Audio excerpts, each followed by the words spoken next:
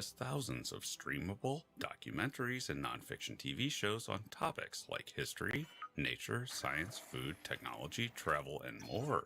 My pick for this week is from the Secrets of the Solar System series, and all about my favorite planet, Saturn. Go on a tour of Saturn with its majestic rings, exploring this jewel in the crown of our solar system. The film is an emotional journey of exploration told by the world's top experts. A magical space-based mystery tour, along with how the Voyager was able to send back such exquisite photos of the ringed planet. Use code Event Horizon to sign up, just $14.99 for the whole year. And keep in mind, with CuriosityStream's award-winning exclusives and originals, you are able to stream to any device for viewing anytime, anywhere. So use code Event Horizon to sign up. Just $14.99 for the whole year. In today's episode, John is joined by James L. Cambias. James L. Cambias is an American science fiction and fantasy writer and tabletop game designer. He is the author of A Darkling Sea and has been nominated for the Nebula Award, the James Titchmarsh Jr. Award, and the 2001 John W. Campbell Award for Best New Writer. His newest book, The Gödel Operation, is science fiction at its sense of wonder best. A wild chase through the billion worlds of the 10th millennium in search of a mythical weapon that could save civilization or doom it. James L. Cambias, welcome to the program.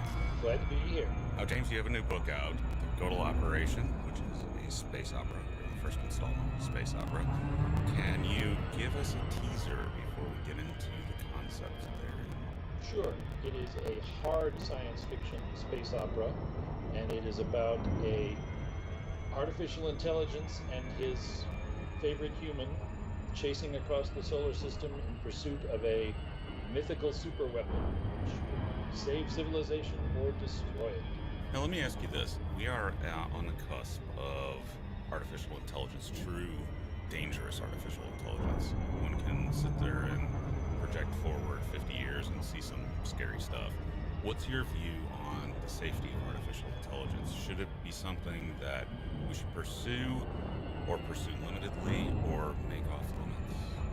I think we should pursue it, but I think it's a lot further away than we tend to think it is. When you consider everything we call machine intelligence and machine learning now is really just better ways of executing tasks that are assigned to computers or artificial intelligences by humans. We don't currently there is no computer or software anywhere on Earth now which can even begin to conceive of the idea of taking over the world. And there's certainly none that can choose to do so without somebody's telling it to. Right, and that's the big thing. Could you ever get artificial intelligence to the level of a human brain that can make its own motivations and actually execute something like that on its own?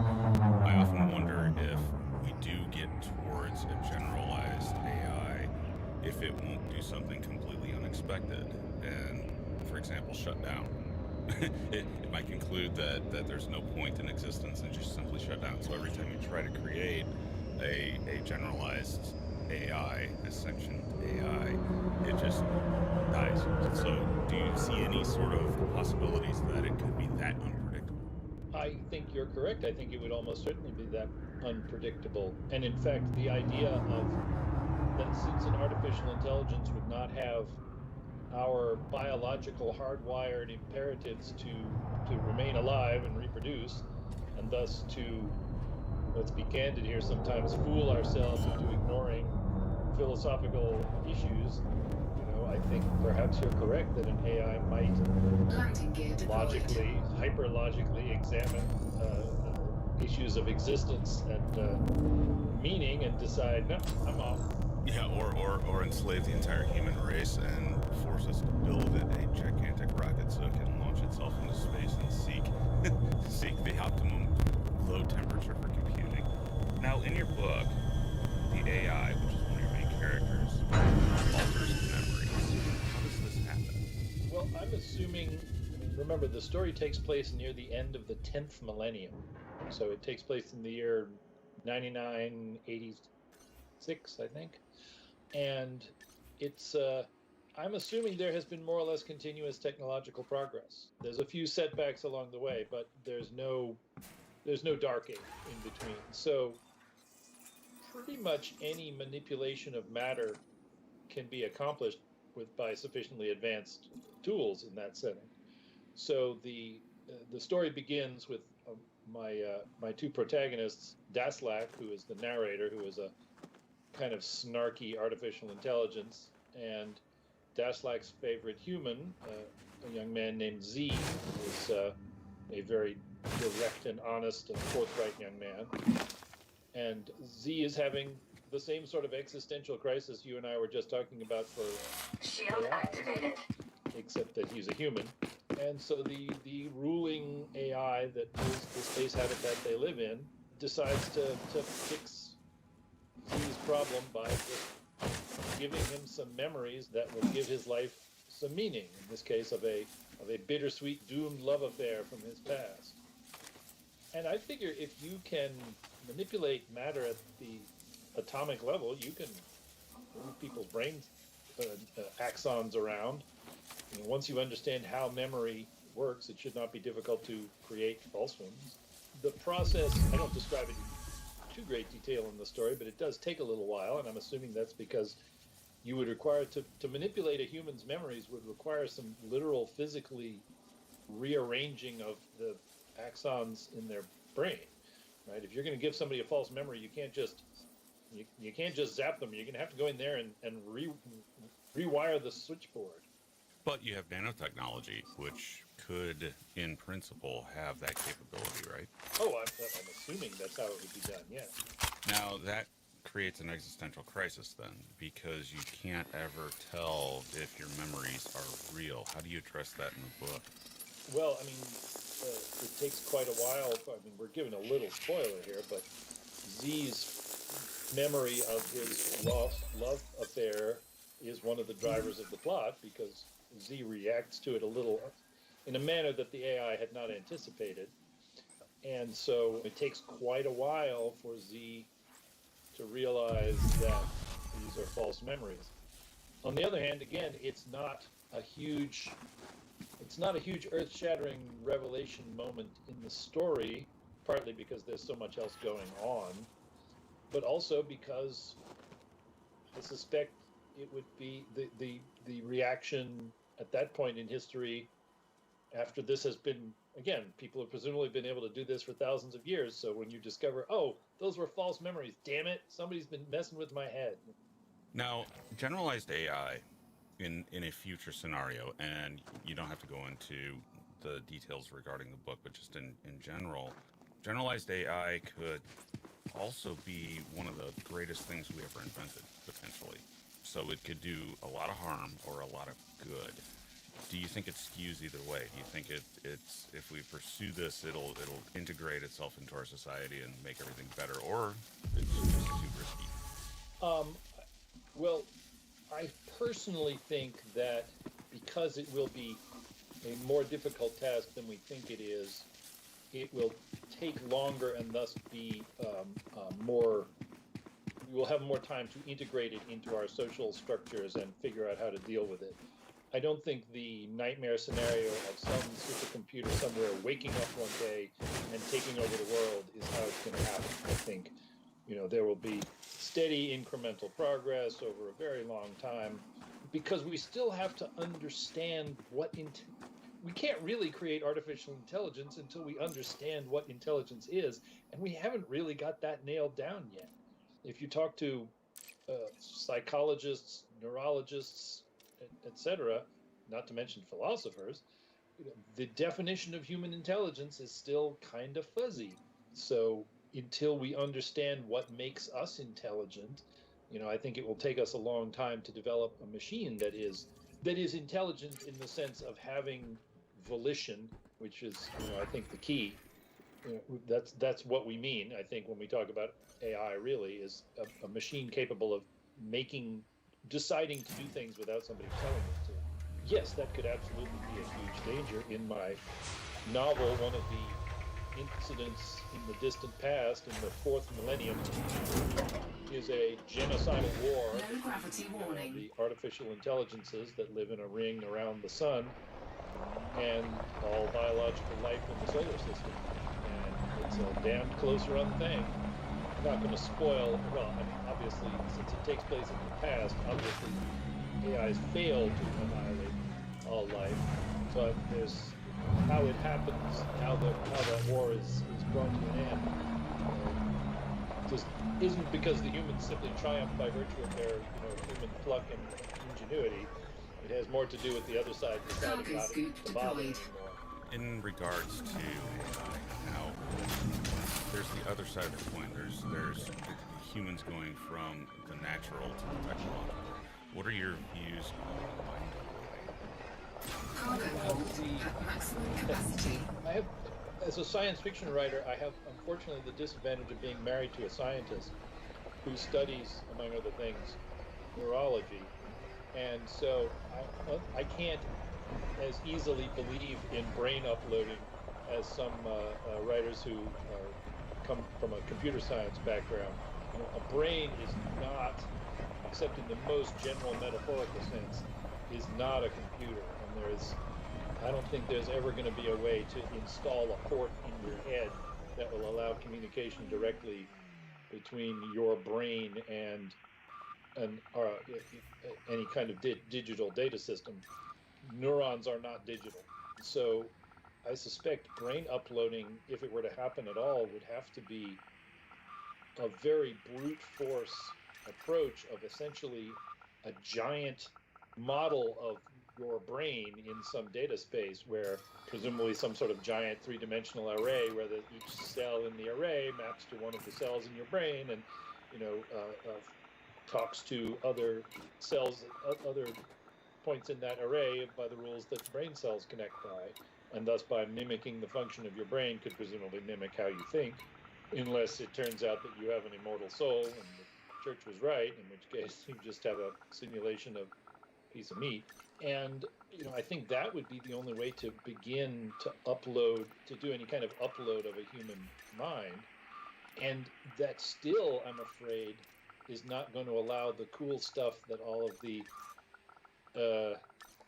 rapture of the nerds, techno-singularity people seem to hope for, where you can put your brain into put your mind into cyberspace and then upgrade.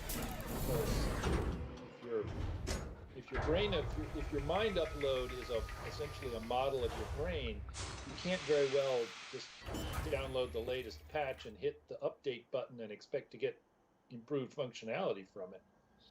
You would essentially have to figure out improvements to your brain architecture in order to make you smarter or whatever. So I suspect actually that we may wind up with generalized machine intelligence before we can do human mind emulation.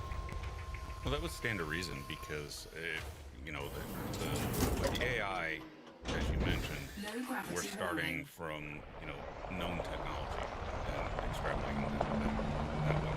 Whereas with a human brain, for all we know, and this has actually been mentioned seriously by material scientists, Paul Davis, that maybe there is a quantum mechanical function of the brain.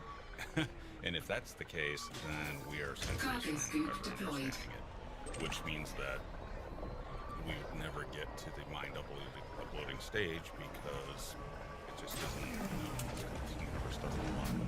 Well, and also just any machine which is capable of emulating the functions of a human, simulating the activity of the human brain would, very much by definition, be of greater, what we say, processing capacity than that brain itself. You need a bigger processor to run a simulation by definition. And so it seems to reason then that if you can build something that can duplicate the activity of a human brain, you have a computer powerful enough to be intelligent on its own, although see my previous comments about figuring out what we mean by intelligence. Now, yeah, and the other question too is that, human brains all work very differently from each other, sometimes so differently that they're disordered. So So you've got that. Do you automatically transfer sane? In other words, could you get some sort of technology related disease, a disorder of the mind, just simply by uploading? I would imagine that would happen quite a lot at the beginning of the process anyway. And that's also, if you think about it, something that would be extremely difficult to test, right? Because obviously you would want to test your brain uploading with animal subjects first. Upload a mouse, upload a dog, upload a chimp or whatever. But until you are simulating a human being, by whatever means of uploading you believe feasible, until you're doing that to a human, you don't have a subject which can tell you, yeah, it went perfectly well, I feel just like I used to. You can't ask the chimp.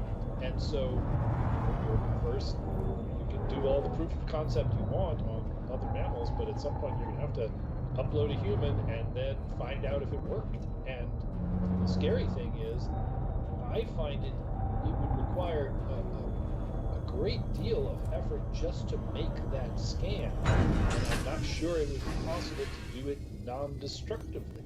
So your first attempts to make an emulation of a human brain in software form might require the destruction of that brain. So it's sort of like who gets to be the first person to test the transporter, right?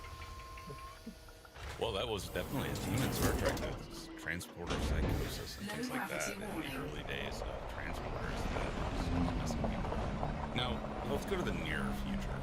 We seem, I'm a science fiction author as well. We look at these sort of far future scenarios, but it can sometimes be harder to see the near future. All of with the human race essentially sitting on the cusp of the commercialization of space exploration with SpaceX and Origin and all that. What do you think of that? Do you think that this current period is realistic? Do you think that Elon will found a Mars colony, or do you think that this is just something that seems too early? I don't know if he will successfully found a Mars colony because, and this is going to sound a little hard-hearted of me, I don't know what there is on Mars that's worth, that can produce a profit. Because that has always been the urge behind every colonial project in Earth's history, with a handful of exceptions. You have to be able to make money when you go. The history of the Jamestown colony in its early years was, I think, very appropriate. The Virginia company dropped a bunch of people off at Jamestown, and they spent several years scrambling around to find something to make the colony profitable. One of their earliest projects was a glassworks, and I think that literally came about because they're looking around them, on the Virginia coast, and they see, well, we've got a lot of trees, and there's a lot of sand, maybe we can make glass, And it wasn't until they found tobacco, it's like, oh, look, here's an addictive substance we can sell back home. Our colony's future is assured. That the colony really took off. And it will be instructive to see if there are any resources on Mars that are profitable after you ship them back to Earth. I wrote a game supplement years ago for Steve Jackson Games, GURPS Mars, and I spent some time and talked to some people about what would be profitable resources from Mars. Mars's geology, areology, is such that a lot of the processes that on Earth have concentrated resources may not have been happening, but not to as great a degree. Right? So on Earth, most of our metal ores, for example, are the result of concentration by water-driven processes, water leaching minerals out of the primordial rock, which gets concentrated, and the water evaporates, and you get tectonic activity, then exposes that, and so you get seams of iron ore, seams of copper ore, or whatever. And I'm not sure you would have that on Mars to the same degree. However, I did talk to a geologist friend who pointed out one resource which probably could occur on Mars, and sounds really cool, is diamonds. Because diamonds are not formed by biological processes. They're apparently, diamond pipes apparently originate very deep. I think it's below the Earth's crust. I think it's in the mantle. So these are, eruptions of primordial carbon, and Mars has plenty of primordial carbon too, and used to, and may still have volcanic activity. So some enterprising wannabe Cecil Rhodes should go prospecting on Mars for diamonds, because I bet there would be people on Earth willing to buy a genuine Martian diamond. Well, just initially, there are people on Earth right now that spend a lot of money I would. yeah, I mean, we have Martian meteorites, or meteorites strongly suspected of Martian origin, and they are not cheap. So you've got that, but that would be a novelty thing, because eventually you end up with enough Mars rock. But with diamonds, that's different. And one thing interesting about the diamonds is that we've actually found extraterrestrial diamonds in some of the iron meteorites, where they have graphite inclusions and deposits, and they've actually found diamonds in them. So it happens. They're not very nice. Meteorite diamonds are. But so while Mars, I think, may wind up being a little bit of a dead end, I think other near-Earth objects may prove to be much more valuable. One of the biggest, you've probably heard this before, that one of the biggest near-term space resource markets is simply providing propellant to satellites in geosynchronous orbit. If you can refuel satellites in geosynchronous orbit cheaper than hauling fuel up from Earth, and if you can mine near-Earth objects, recover hydrogen and oxygen, or perhaps even synthesize other chemicals, if you can bootstrap that up into operation, then you have a ready-made market for people who are perfectly willing to pay you to refuel their communication satellites, and that's a big-ish market, and that's one where I suspect we will see in our lifetime relatively soon. And in my novel, one of the economic hubs of the entire solar system is Deimos, because energetically Deimos is as close to Earth's geosynchronous orbit as Earth is. It doesn't take, I think it takes less energy to get from Deimos to Earth's geosynchronous orbit than it takes to get from Earth to Earth's geosynchronous orbit. So Deimos becomes the commercial hub of the solar system fairly rapidly. And then, of course, once they build an elevator to connect to Mars, then they can make use of all of Mars's resources at relatively low expense. And so one of the features of that future is that there's this long-standing sort of codependence but also hostility between Mars and Deimos. That would also open up the asteroid belt. I mean, you could, if you can colonize and use Deimos as a hub, there would be other strategic asteroids that you could use too, right? Right, yes. So Deimos is close to, in energy terms, close to Earth orbit, but it's also close to the asteroid belt. And, if you can make use of gravity assists from Jupiter, then it becomes entirely feasible to engage in very long-term resource extraction projects in the outer solar system. The weird thing about when you start looking at the energy, when you start looking at the solar system in terms of energy rather than distance or whatever, the outer solar system is closer than the inner solar system. It is easier to get to Jupiter than it is to get to Mercury. We've seen this with recent space probes. You can send a space probe to Jupiter a lot more conveniently than you can send a space probe to Mercury. Thanks for joining us for another episode of Event Horizon. Now, between you and me, this interview has given me a few ideas. John? Oh, I wonder where John is. Perhaps he went to the store to buy more beard-related paraphernalia. We'll be back next week. Bye!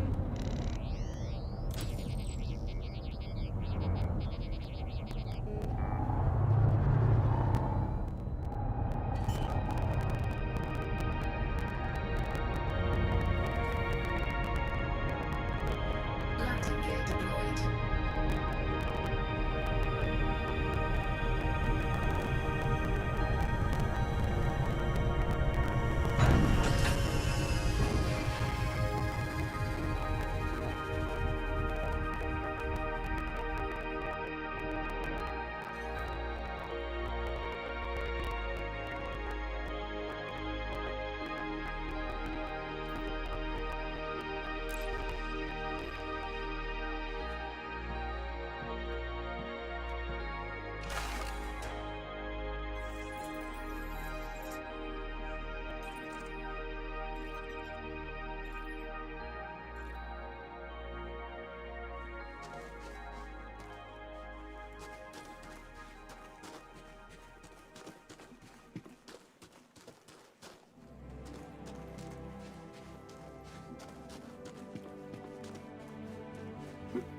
You have fallen into Event Horizon with John Michael Gaudier.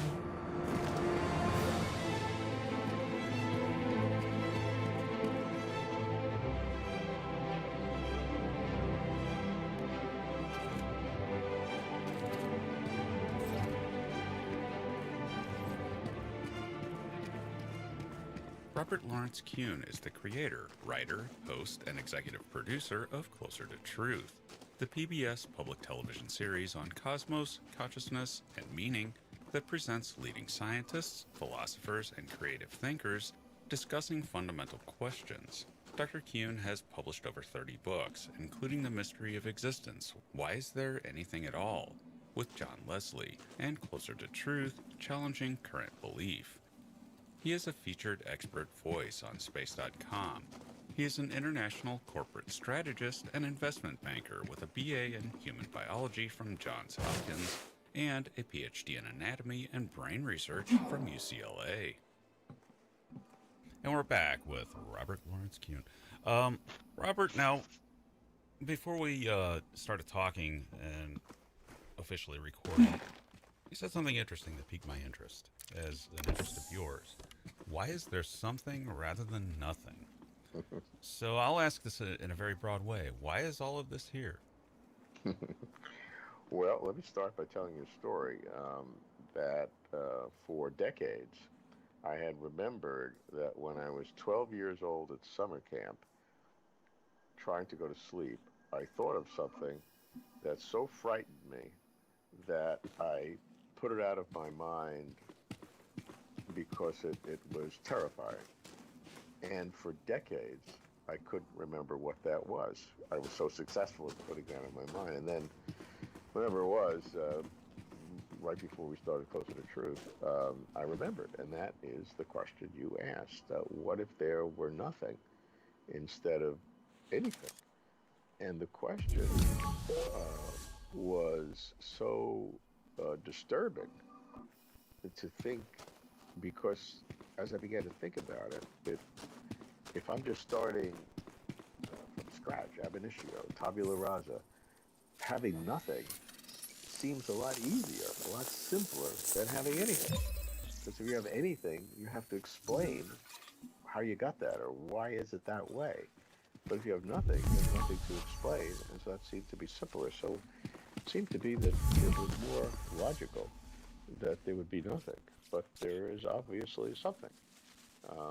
And so that became sort of after I realized what I had repressed when I was a child, it sort of became a life partner.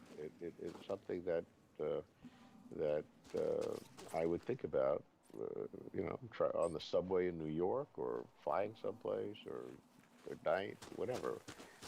And Closer to Truth as a show is to no small degree built on that angst of why there's something rather than nothing. And indeed, it is a major theme of the program, not the only one, of course, but we deal with consciousness and fine-tuning and the nature of God, if there is a God, contradictions in the theology as such.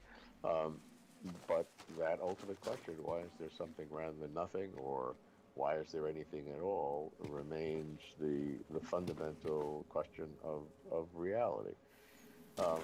And so after Closer to Truth I began to really explore this in great depth, interviews with several dozen of the leading scientists and philosophers who address this question in modern times. And I should mention one in particular, whose books and whose way of thinking was one of my great influencers on Closer to Truth, and that's the British-Canadian philosopher John Leslie, whose books on universes and end time thinking and value as a progenitor of reality had a great influence on me.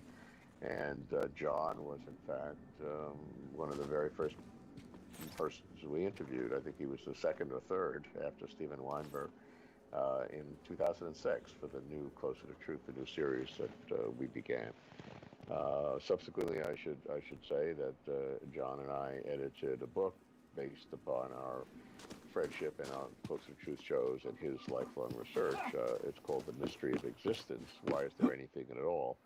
And it's a compilation of the best thinking throughout history, both philosophers in history and in modern times philosophers and scientists on addressing this question, including essays by John himself and by me on what our approaches are, which do differ, but we are totally unified in taking this question very seriously. So one of the ways that I've approached it is not to give an answer right away because that's impossible, but rather to see what does the question really mean? What does the question mean, and how do you discern? And to do that, you really have to understand what do you mean by nothing. What do you mean by nothing? Because there are people, physicists today, who explain how you get something from nothing. They, you don't need any mystery, you don't need any magic or God or anything. You could explain how there is nothing, and quantum physics demands that the nothingness of the vacuums has a cauldron because of the uncertainty principle and Heisenberg's uncertainty principle that there's this cauldron of particles and antiparticles constantly materializing and annihilating, and so you have this quantum foam, and then from that you could derive, given enough time, and obviously there's plenty of time to have something emerge from that, and then you show how the total amount of energy density in the universe is effectively zero because you have the energy density of everything you see, dark energy, dark matter, real matter, well, the barrier, everything all together, plus the negative effect of gravitation, and that is a net zero, so you sort of get, as Alan Guth said, the ultimate free lunch. And so that seems to many people to be an answer to the question, but to me, it was not an answer at all, because it didn't answer where the laws of quantum physics come from. And so what I try to do is to just say, okay, let's just start at the most simplistic understanding of nothing, and then get to the most complex, or the deepest understanding of nothing. And so we know what we're dealing with, at least, when we say, how do you get something from nothing? We know what the something is, but we don't really know what the nothing is.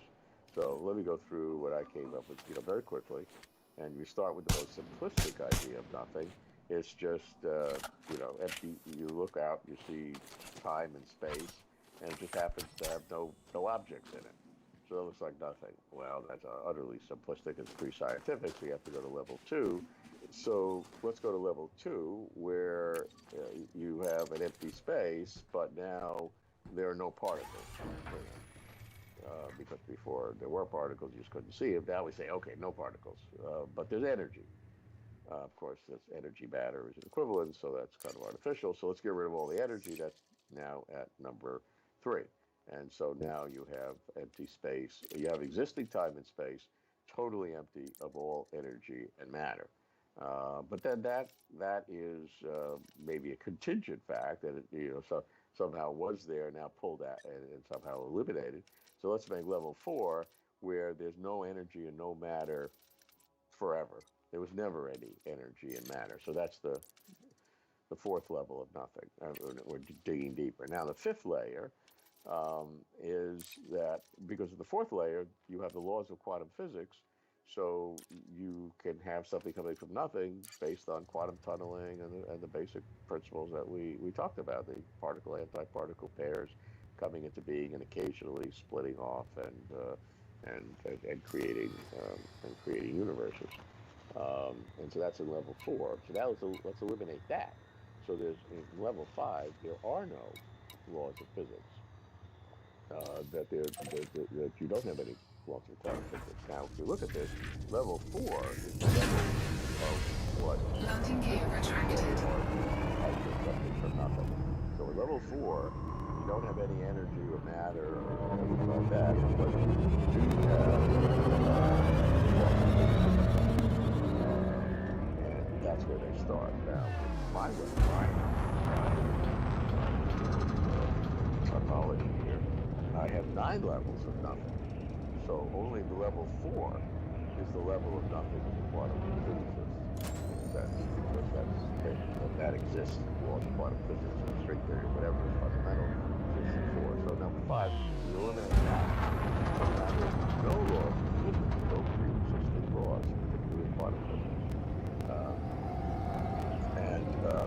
Now let's go that. Level 6, now there's space-time. No space-time, no energy, no laws of physics. Frameshift drive charging. Generate space-time or laws of mass energy, or the mass energy of the universe. That's absolutely nothing is there. But I still have 3 levels deeper than that. So what could that possibly be? Level 6, there's no space-time, no mass energy, no pre-existing laws of physics that could generate space-time or mass energy. Now that sounds like really nothing, but there's deeper, because number 7 says not only is there no space-time, no mass energy, no pre-existing laws of physics, but now there is also no non-physical things or kinds that are concrete. So no concrete non-physical realities. That means no gods, no God, no gods, no consciousness, no anything that would be a concrete physical thing. And then you can see where I'm going. Level 8 says not only is there no all the other stuff, no concrete non-physical things. Number 8 says there's no even abstract physical things. That means no numbers, no sets, no logic, no general propositions, no universals, no platonic forms. None of that. And then level 9, I push it one step further and say there's not even any possibility of any of the above. Now, most people would say with legitimacy that my levels 8 and 9 are logically impossible. You cannot eliminate abstract objects. How could you say that there is no number, the concept of number 2? And certainly, how can you say there's no possibilities? But I wanted to put those for completeness. So levels 8 and 9, no abstract objects and no possibilities, are a way of showing the extent of the possible question. But a legitimate discussion, at least for a human mind, I think, is what I call level 7, which says that nothing has no space, no time, no mass, no energy, no pre-existing laws of physics, and no concrete non-physical things or kinds like gods or consciousness. So that gives us a spectrum of how to conceive the word knowledge. Next step is, okay, now we have an understanding of nothing. We want to try to get to at least that number 7, because we don't think 8 or 9 maybe is even logical, but we don't know. Who knows? How do we say we get from that to where we know there's something?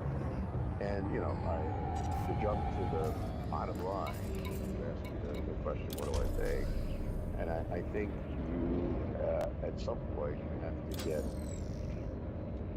have to have something that is whose essence is its existence, something that is necessarily existing. Now, necessarily, you have to deal with that term as well, so be simple at first. And so, just 2 examples of whatever the deep law of physics, the equation ultimately that can be written on a T-shirt, which is not where we are today, but the ultimate laws of physics, which some believe would be inviolate, in the sense that that's the only way reality could be. That's very controversial now, of course. But if that were the case, then that would be something that was fundamental that couldn't be otherwise. And the laws of physics, or the ultimate law of physics, could be that. Or if you have a traditional God, that could be that, because God is defined in religious senses where God's essence is the existence of fundamental simplicity of God has all characteristics the same, or those who believe in cosmic consciousness. That's the ultimate, that reality is just this pure cosmic consciousness that leads to all the other things, including our consciousness, physical objects, whatever. So the three different kinds of ultimate realities that would be foundational to explain why there is something rather than the nothing we talked about. Now, to understand what that means to be the ultimate reality, what are those three things? There could be something else, but those are three big categories. The deepest laws of physics, some kind of God or gods, or a universal cosmic consciousness are three candidates for what this ultimate reality could be, from which everything else is derived, whether consciously or unconsciously. You have to ask another question. Is that fundamental reality, that necessity, a logical necessity, which means it's impossible to be otherwise, or is it a contingent necessity, which sounds like it's an oxymoron, that those words contradict each other, but maybe in a way they don't, in a sense that, that is the way things are, but it's not a contradiction of logic to think that it didn't have to be that way. And so that is another kind of question. Now, you want to think that you want the strongest kind of necessity, which is a logical necessity, in that to not have that would imply some logical contradiction. But not clear to me under any of these conditions, whether it's ultimate laws of physics or a fully empowered God, or cosmic consciousness. Not clear to me how not having that would be a contradiction in logic. And so even if you get to this ultimate necessity from which everything else springs or sprung, what is the nature of that necessity would still be an open question. Now, related, there has been a lot of discussion over the last few years about simulation theory as presented by Nick Bostrom, but this is an old idea going back to Descartes and even religion. What are your thoughts on simulation theory? It's a nice probe of reality to explore, to enable us to understand many of the questions of physics and existence, which is great. So simulation, to explore that, is a very legitimate exercise that has many fascinating elements to it. To give you a few. Some would say we can actually discern that if we can show in the laws of physics that the 20th or 100th decimal place, there's some fuzziness. That would imply whoever is creating what we're doing, at some level, they couldn't get absolute perfection in terms of some fully natural number. So you go out long enough, you'll see some fuzziness, and that could show there. It's possible. The arguments that support a simulation are interesting.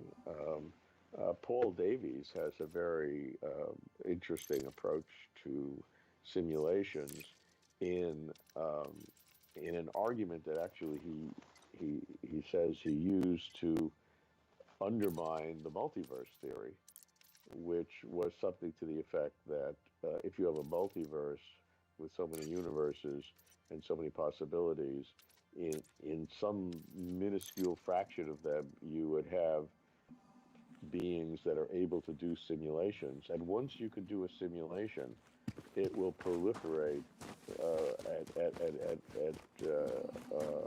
rates that would swamp all the others.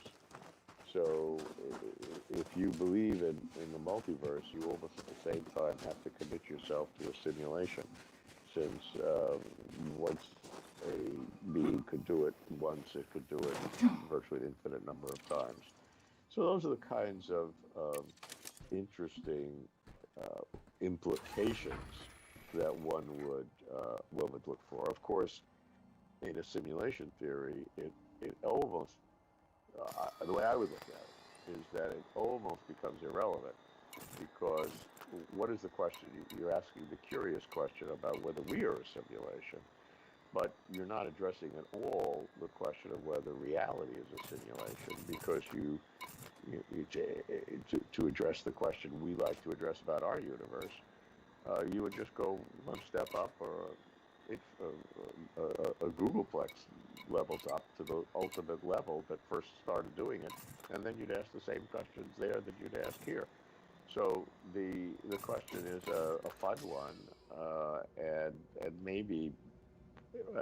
maybe relevant to our universe, but it is also useful in terms of addressing ultimate reality, in showing that it doesn't address ultimate reality, that those questions of ultimate reality would remain. You just have to go up to the level of existence to where those questions needed to be asked. Now, to switch gears, another theme is study in alien life, a subject that is very close to my heart because I would like to at least know if there's microbial life out there before I die. I don't know if we'll ever find intelligent life. I sort of suspect we will, so I'd be content with microbes. But what's your sense? Do you think we are alone, or do you take a more broader approach, like some do, that we're not special, so there must be something out there? Again, a great probe of human sentience, our place in the universe, the nature of the universe. It's a question beyond what sound the interesting fact of knowing whether we're here or not, or whether we should be broadcasting and telling everybody that here we are, with our warm bodies and water on our planet. So come exploit us or eat us or something. Those kinds of questions. It's very deep questions of the nature of the reality in which we are. We obviously know the Drake equations, and in fact Drake's original ideas about you multiply out the numbers and almost you put any estimate into the equation, you're going to get very large numbers of likely civilizations out there. Which of course all lead to the Fermi paradox. Where are they? And you have, how many now do you have? 50, 80 different explanations for the Fermi paradox, some of which sound interesting, all of which are interesting, and some of which might be probable. But I always ask, whenever you hear an explanation, in order for the Fermi paradox explanation to hold, Landing gear retracted. 100%. It can't be any exception. Because any exception, given technology and time, any exception, it would multiply on orbit probes or whatever. People have shown, Frameshift drive charging. given very reasonable assumptions of technology, 4, that 3, any 2, intelligent civilization 1. could Engage. inhabit the galaxy through self-replicating probes within a very short period of universal time. A million years, 10 million years, 100 million years. I mean, that's the order of magnitude that we're talking about for this to happen. So that is, the fact that it hasn't happened is to me a disturbing evidence, because you put all the explanations together, and you don't. You still have. You must have each one be 100% effective. Whatever filters there are, or self-destruction, or beings more interested in virtual reality than in actual reality. Whatever the explanation, it has to be 100%, which skews me in a different direction. I find it fascinating, though, that in exploring this question, which I love to do along with you, as a probe of how people think, and this is what I found, that I like to present the problem to both theists and atheists and see how the question of intelligent life in the universe, particularly intelligent life, would impact their theologies. I mean, Christians have, Christian philosophers have a hard time with this question because, if you deal with their theology of the death and resurrection and redemption through Christ, and versus one time only, was Christ's experience on earth, does that affect everybody, all people for all life for all times throughout the universe, or does each planet need its own savior? I mean, it's getting into very obscure questions, but they have to deal with it. They have to deal with it. So if you look at from theist and atheist point of view, which I've done, you see this. I say this factually, not in the critical way. I really don't mean this critically. It may sound that way, but it is a complete rationalization on both sides. And so, from the atheist point of view, let's start from the theist point of view. If there's no life, intelligent life outside Earth, they say, see, that proves that humans are special and God created us here. If there are forms of life in the universe that are intelligent, those theists, I assure you, will say, see, God created this universe for an abundance of sexual life. So it is a self-protective way of thinking that this big question of intelligence in the universe would be explained theistically, irrespective of whether there's nothing else besides human life or whether the universe is abundant in life. Now, let's flip it over to how the atheists think. System scan the atheists complete. will say, if there is abundant life in the universe, see, humans are not special. God didn't leave humans here. Evolution works throughout the universe in a normal way. Complete. If there's no sentient life in the universe, the same atheists, I assure you, will say, see, there's no God, because the universe is inhospitable to life. There is no, the only life is here by a pure accident. The fact that the universe is so barren and so sterile proves there's no God. So, the bottom line is what it is. Intelligent life in the universe, beyond Earth or not, atheists will not change their views. Which is why I like the, when people ask me that question, whether I believe in anything or not, my answer is always, I have absolutely no clue. That is certainly the focus. I was impressed when I spoke to Ray Kurzweil about this question some years ago, and he came to a more definitive answer than you and I would come to or not. And his argument was based at that time was based upon his great reliance on the exponential growth of technology, and that given the time available and the growth of technology, that we would see some evidence of that. Fuel scooping complete. In what we see in the universe. Many others disagree with that, of course. And again, people have ways now of looking at the atmosphere of exoplanets through the spectrographic analysis of the sunlight that will come through them as they transit to look for chemical signatures of life. So, certainly an open question. I would slightly skew to a lack of evidence is not just that the absence of evidence is not the evidence of absence, which is the aphorism that's used. I might slightly disagree with that, and Ray Kurzweil's argument would be part of the reason. Now, about intelligence and the appearance of intelligence on Earth. Now, it has been argued that intelligence may not be just unlikely, but it's a fluke. And that complex life, sure, you can have that. Simple life, probably everywhere. But intelligent life is very unlikely. Now, I have an inherent issue with that argument. That Earth seems to be producing increasing intelligence in multiple different species. And I mean, we are one of several species of hominid. And we happen to be the smartest, most recent one, but there were others that were making tools. And then you look at the dolphins and the animal intelligence. So to me, that seems like not a very good bet. But do you think intelligence is a fluke? In evolutionary theory, in one sense, everything is a fluke. And as Stephen Gould said, if you ran the movie again, you would get different results.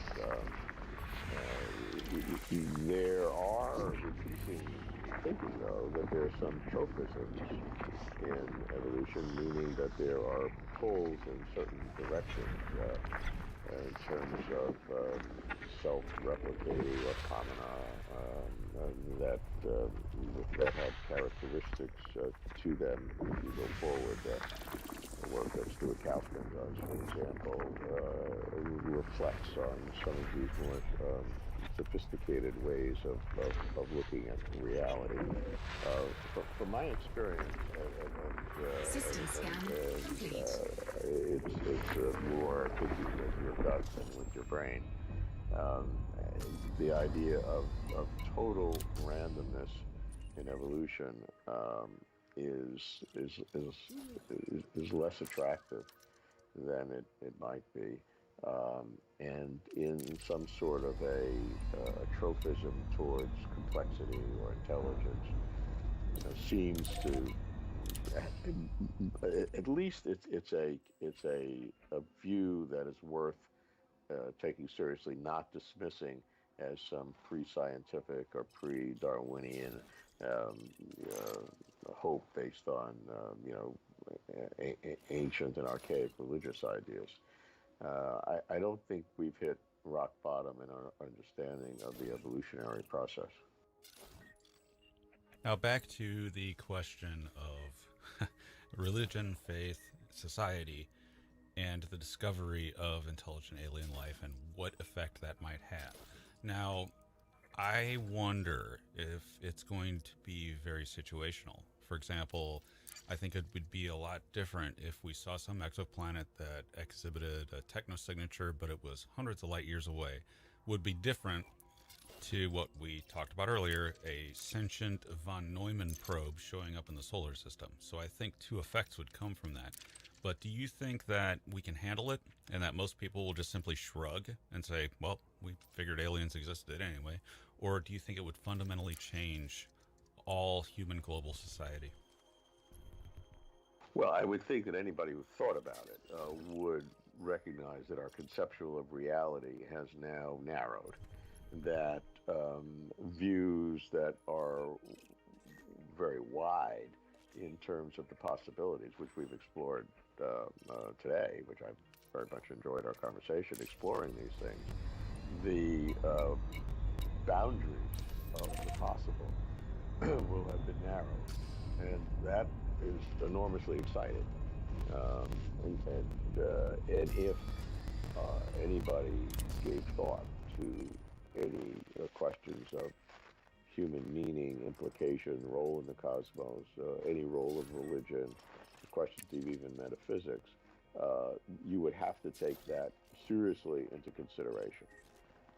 That said, do you think that our Democratic and Republican friends would have any different conversation about voting laws or health care or stimulus? The answer to that is no. That's sad. I wish they would. I wish they would take seriously some other impinging reality, but I doubt that would be the case.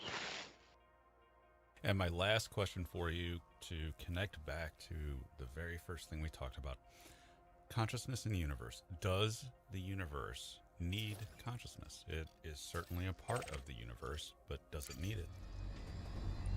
There are multiple answers to that question, and it's a critical question.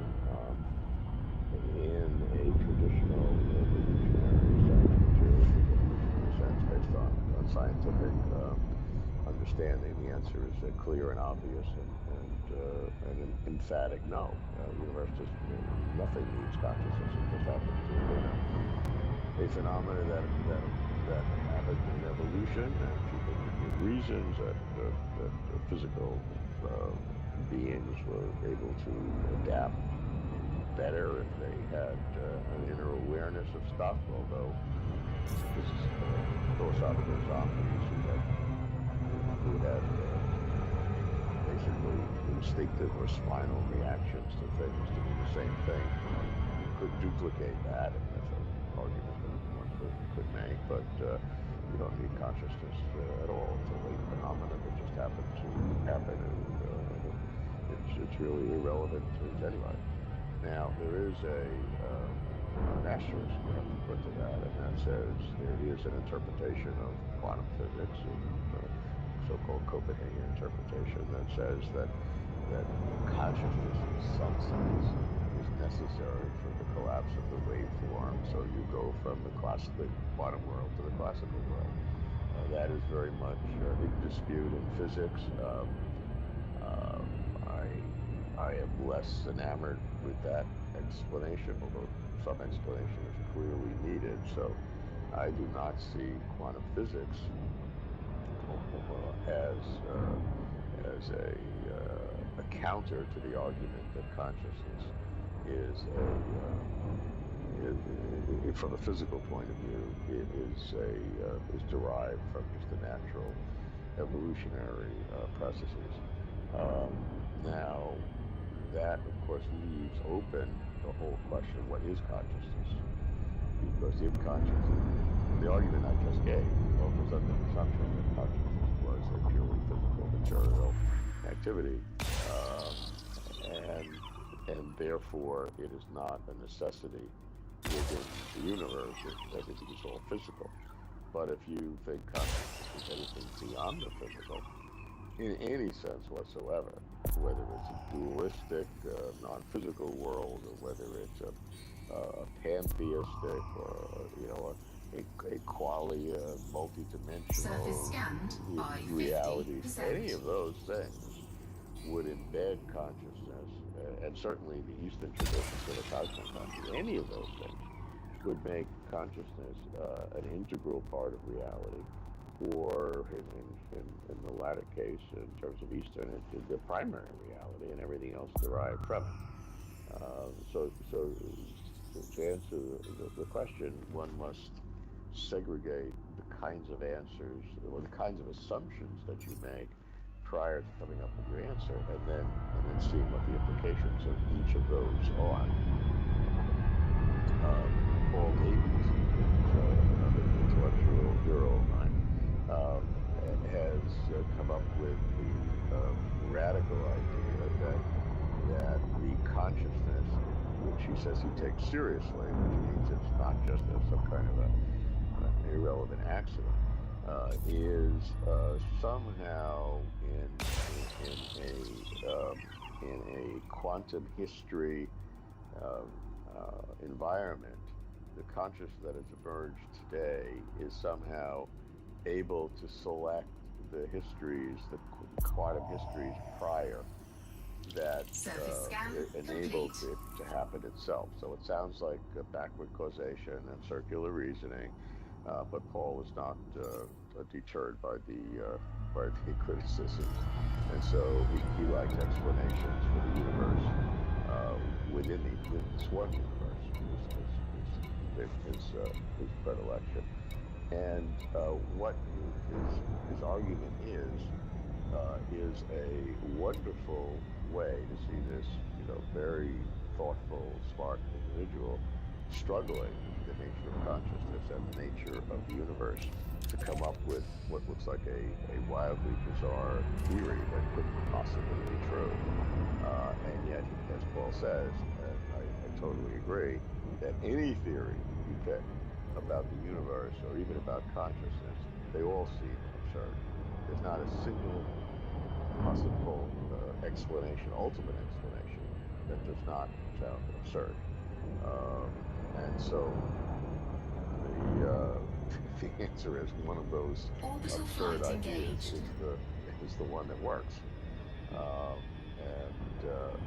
you and I are probably not going to figure that out for a while. Now, Now, we are almost out of time, but I wanted to ask you, where can, in addition to here on YouTube, where there's plenty of interviews and follow-ups and chats and everything on the Closer to Truth channel, where else can people find the content? Closer to Truth has two major vehicles. One is on television, on PBS stations around the country.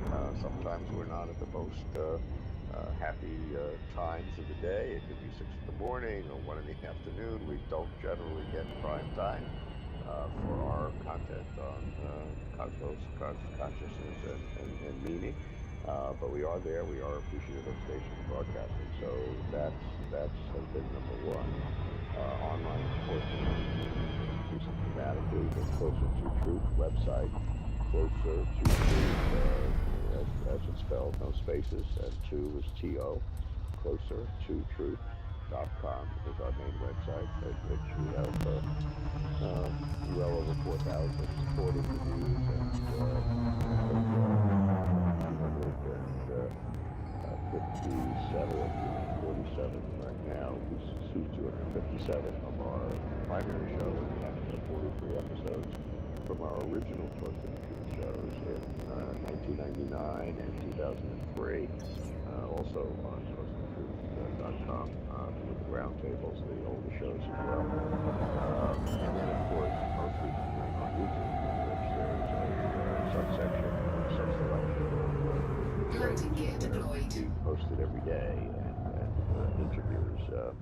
And we're very appreciative of our increasing viewers, and particularly happy to see the internationalization, the percentage of U.S. viewers is sort of going down. I should tell you,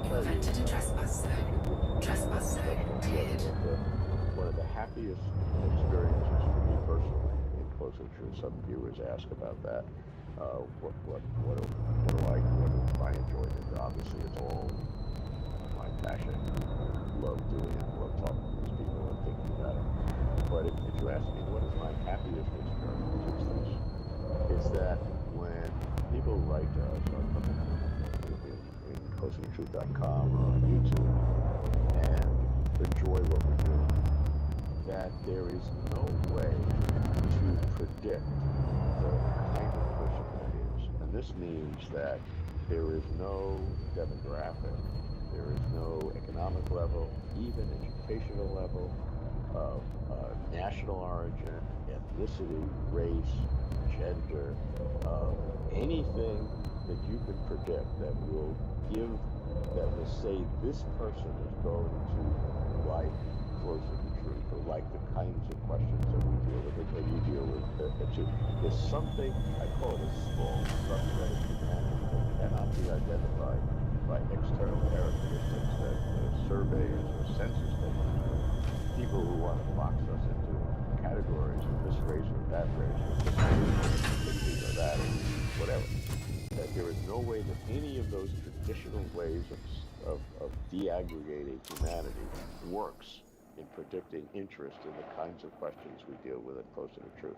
And to me, that's a great unifying factor. I mean, we have, as usual, through probably 190 countries, and people write from every country, every religious background, that are fascinated by these kinds of questions. And that, to me, gives me both great satisfaction and some hope for humanity.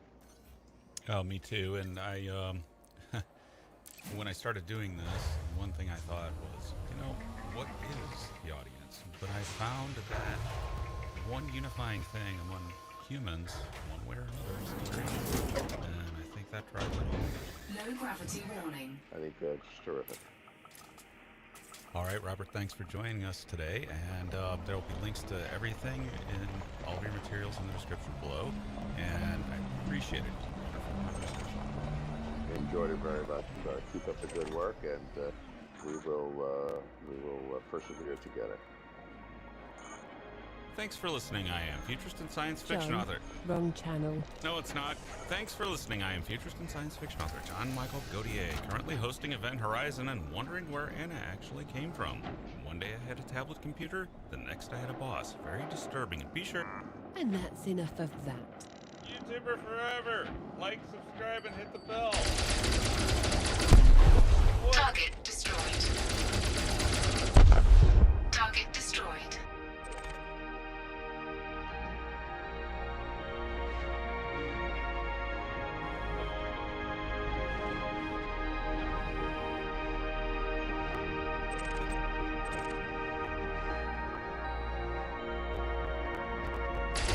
Warning.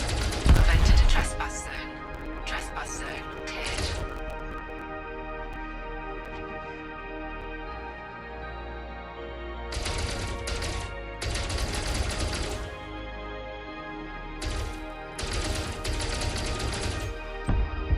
Target destroyed.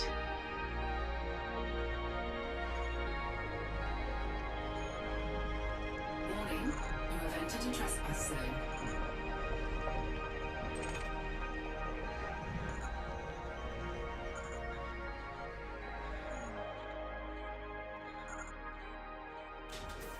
Cargo scoop deployed. Cargo scoop retracted. Cargo scoop deployed. Cargo scoop retracted.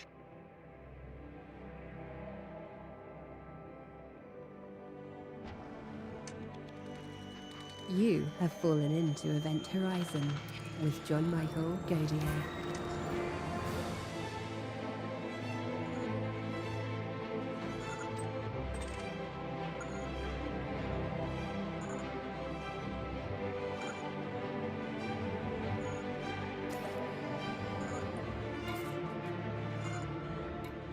John is joined today by Dr. Michio Kaku.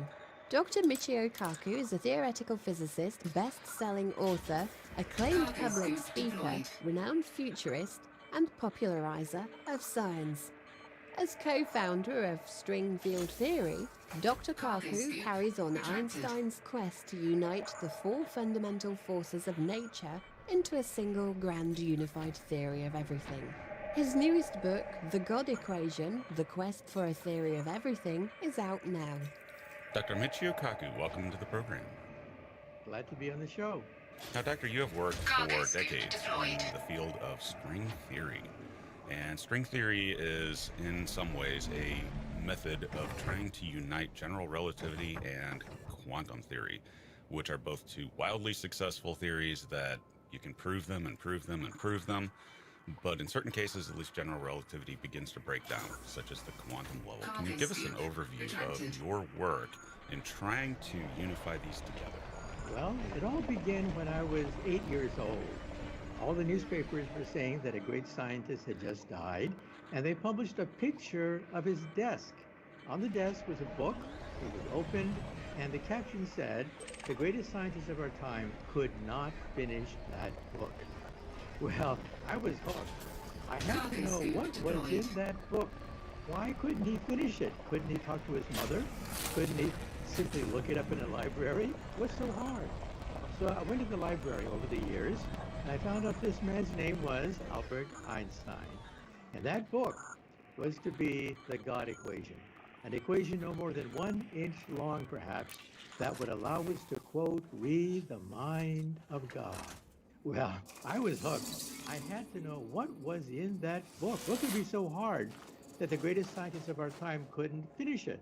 So when I was in high school, I decided I want to pursue this as a job.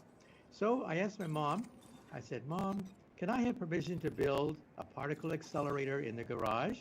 An atom smasher, a 2.3 million electron volt betatron." And my mom stared at me and she said, "Sure, why not? And don't forget to take out the garbage." Well, I took out the garbage. I got 400 pounds of transformer steel, 22 miles of copper wire, and I built the Betatron particle accelerator in the garage. Every time I plugged it in, I would blow out all the circuit breakers in the house. My poor mom, she must have said to herself, "Why couldn't I have a son who plays basketball? Maybe if I buy him a baseball. And for God's sake, why can't he find a nice Japanese girlfriend? Why does he have to build these machines in the garage?"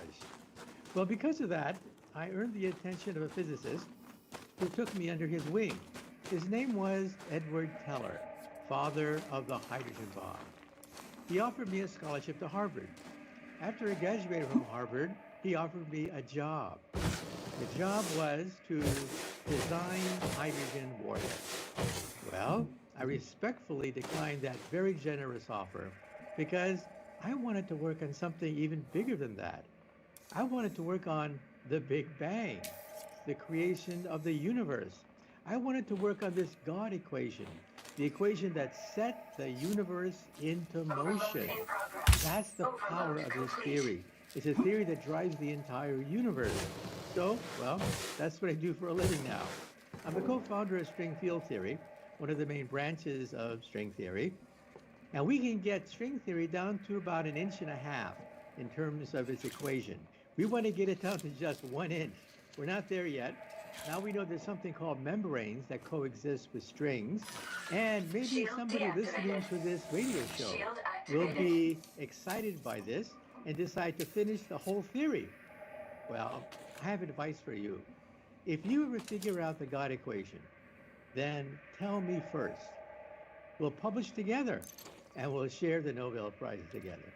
Now, the God equation itself and reducing it down to, or reducing any of these theories down to a small 1-inch equation, or as I think in your book you say, one sheet of paper, you can basically write down the fundamentals. Yeah, that's the theory of almost everything. It can be summarized in 1 sheet of paper.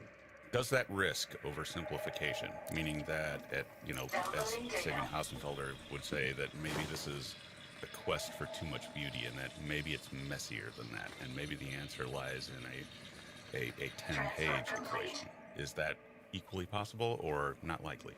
Well, so far, all known physical phenomenon can be described by the theory of almost everything. It's the standard model with general relativity, but it's an ugly theory. It has 36 quarks and antiquarks, 20 free parameters that you can adjust, and 3 identical generations of subatomic particles. It's a clumsy, ugly theory. So we don't think it's a final theory. That's why we think that with symmetry, we get it down to 1 inch, not just 1 page. But the very fact that we can write down the laws of physics on 1 sheet of paper, the known laws of physics, is remarkable, absolutely stunning. The fact that you don't need 10 sheets of paper, 1 sheet of paper will tell you everything from the Big Bang to the end of the universe itself. But it's not the final theory. There's another theory out there, the God equation, because the standard model with 36 quarks and antiquarks is a very clumsy theory. It's like taking an aardvark, a platypus, and a whale, scotch taping it together, and declaring it to be nature's finest evolutionary achievement. The end product of billions of years of evolution on the Earth. No, the standard model only works at low energies. At low energies, it works. It describes subatomic particles. But maybe there's a new theory out there because we have a 5th force now emerging out of Chicago. Near Chicago, we have the Fermi Lab, and the Fermi Lab just 3 weeks ago, announced that there was an incompleteness in the standard model, a crack in the standard model. What does that mean? Perhaps it's the next octave of the string. Perhaps we're seeing the first experimental evidence that there's a higher theory out there, the theory that eluded Einstein, the God equation, which I think is string theory. String theory also addresses another question in addition to the 5th force, gravity. And gravity has been a pain, to say the least. Einstein spent his last 30 years of his career looking for a quantum theory of gravity, and it still eludes us. What are your views on that? How does string theory address gravity? Well, first of all, what is string theory? String theory says that an electron is not really a dot particle at all. If you have a super microscope and could peer into an electron, you find that it's a rubber band. You twang it, it changes frequency, and you call it a neutrino. You twang it again, changes frequency, and you call it a quark. In fact, all the subatomic particles can be described as musical notes on a tiny vibrating string. So what is physics? Physics is the harmonies that we can write on vibrating strings. What is chemistry? Chemistry is the melodies you can play when these strings bump into each other. What is the universe? The universe is a symphony of strings. And then what is the mind of God that Albert Einstein wrote about for the last 30 years of his life? The mind of God, we think, is cosmic music resonating through hyperspace. That, we think, is the mind of God. Now, what I find absolutely astonishing is if you take the lowest note, the lowest octave of the string, you find all of Einstein's theory of general relativity. This is amazing. If Einstein had never been born, I repeat, if Einstein had never been born, we would have discovered all of his theory of gravity as nothing but the lowest octave of a vibrating string. But the string has higher octaves as well, meaning that that could explain the fifth force, we think, which is emerging out of Chicago, and also dark matter, invisible matter which surrounds the galaxy, holds the Milky Way together. The string theory predicts not just the standard model, not just Einstein's theory, but the next octave, which contains, we think, invisible matter called dark matter. In regards to string theory, the big problem has always been testability. Do you think there will come a time where we will be able to devise any kind of a test that at least hints that string theory is how the universe works? Well, in my book, The God Equation,